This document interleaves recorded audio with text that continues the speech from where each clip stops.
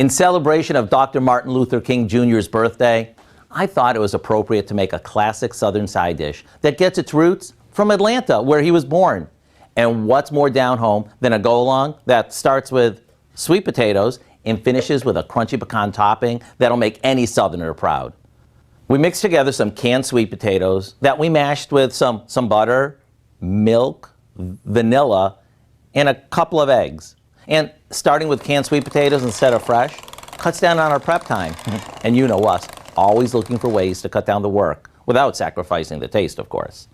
Now for me, the best part, we make sort of a streusel-like topping, which is simply a combo of some flour, butter, brown sugar, and lots of Southern pecans. And to make this extra special, some shredded coconut. Once that's all mixed, we top our sweet potatoes with it and we'll bake that off. And it's the crunchy pecan topping that really makes this dish stand out. And the aroma of this baking will make us feel like we stepped right into a Southern kitchen for some good old-fashioned comfort food. Look, the recipe for sweet potato casserole with this crispy pecan topping is online now, and it's ready to be dished up as the perfect side dish or even as a change of pace dessert.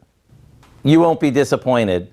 It's our way of saluting a very special man with, as we love to say around here, ooh, it's so good.